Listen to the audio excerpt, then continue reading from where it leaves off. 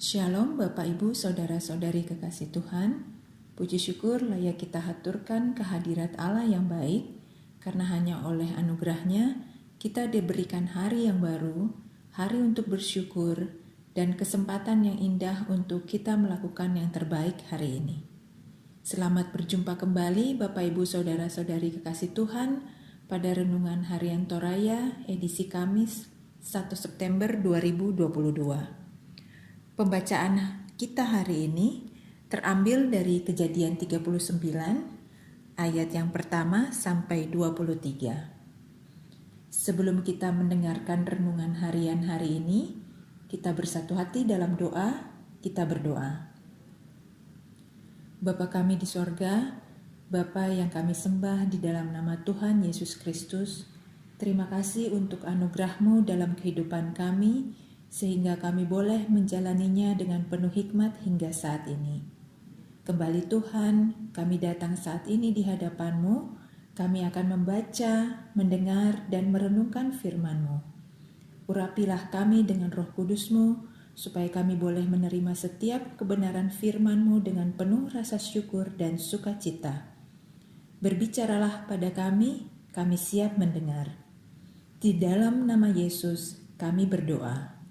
Amin. Kejadian 39 ayat yang pertama sampai 23. Firman Tuhan. Yusuf di rumah Potifar.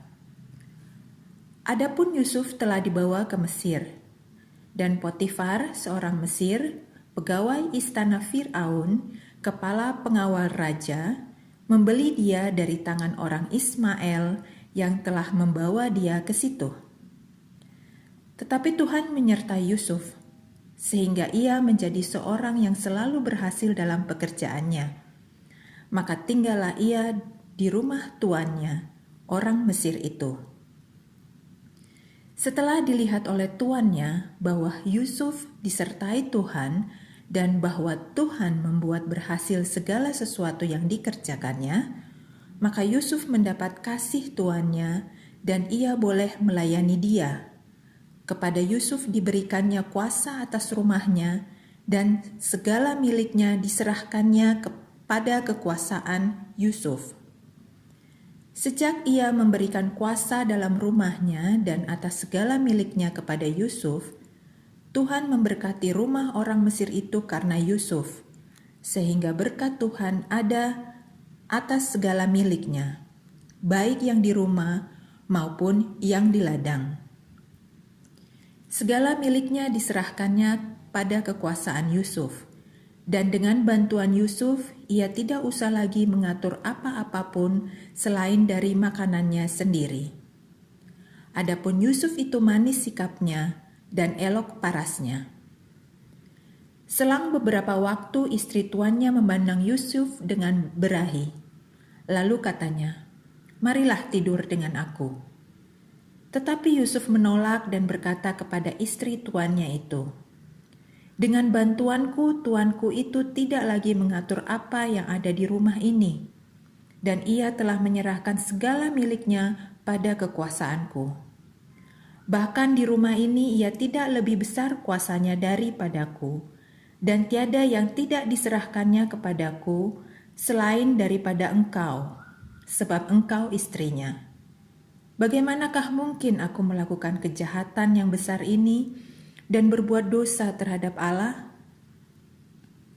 Walaupun dari hari ke hari perempuan itu membujuk Yusuf, Yusuf tidak mendengarkan bujukannya itu untuk tidur di sisinya dan bersetubuh dengan dia. Pada suatu hari masuklah Yusuf ke dalam rumah untuk melakukan pekerjaannya, sedang dari seisi rumah itu seorang pun tidak ada di rumah. Lalu perempuan itu memegang baju Yusuf sambil berkata, "Marilah tidur dengan aku." Tetapi Yusuf meninggalkan bajunya di tangan perempuan itu dan lari keluar. Ketika dilihat perempuan itu bahwa Yusuf meninggalkan bajunya dalam tangannya dan telah lari keluar, dipanggilnyalah seisi rumah itu, lalu katanya kepada mereka, "Lihat, dibawanya kemari seorang Ibrani, supaya orang ini dapat mempermainkan kita. Orang ini mendekati aku untuk tidur dengan aku, tetapi aku berteriak-teriak dengan suara keras. Dan ketika didengarnya bahwa aku berteriak sekeras-kerasnya, ditinggalkannyalah bajunya padaku, lalu ia lari keluar. Juga ditaruhnya baju Yusuf itu di sisinya sampai tuan rumah pulang. Perkataan itu jugalah yang diceritakan perempuan itu kepada Potifar. Katanya, hamba orang Ibrani yang kau bawa kemari itu datang kepadaku untuk mempermainkan aku. Tetapi ketika aku berteriak sekeras-kerasnya, ditinggalkannya bajunya padaku, lalu ia lari keluar. Baru saja didengar oleh tuannya perkataan yang diceritakan istrinya kepadanya, begitulah aku diperlakukan oleh hambamu itu, maka bangkitlah amarahnya. Lalu Yusuf ditangkap oleh tuannya dan dimasukkan ke dalam penjara, tempat tahanan-tahanan raja dikurung. Demikianlah Yusuf dipenjarakan di sana. Tetapi Tuhan menyertai Yusuf dan melimpahkan kasih setianya kepadanya dan membuat Yusuf kesayangan bagi kepala penjara itu.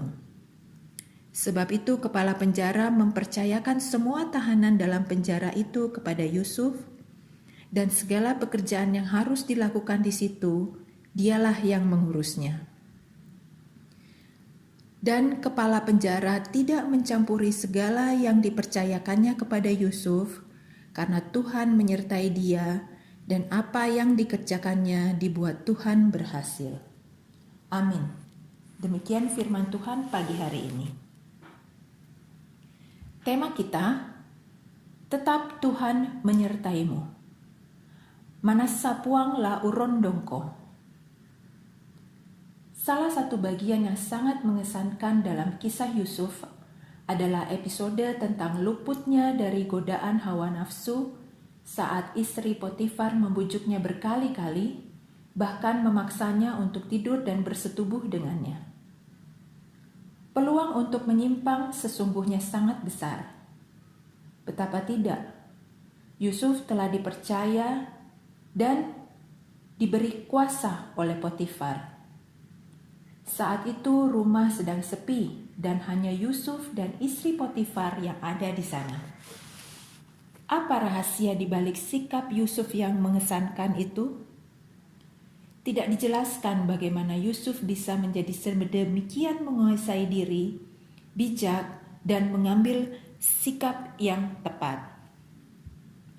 Kisah Yusuf sebagaimana kisah bapa leluhur Israel, Abraham, Ishak dan Yakub, memang dimaksudkan untuk mewariskan ajaran bahwa hanya karena kasih setia dan kemurahan Allah saja, Israel terbentuk menjadi bangsa yang besar, umat kepunyaan Allah sendiri. Berulang-ulang para leluhur Israel jatuh dalam ketidaksetiaan kepada Allah. Tetapi demi janjinya, Allah yang setia terus menyatakan kasih dan penyertaannya, sehingga mereka berhasil dan disenangi. Ia nyaris jatuh, tetapi kasih Tuhan membuatnya bisa hidup dalam pengendalian diri.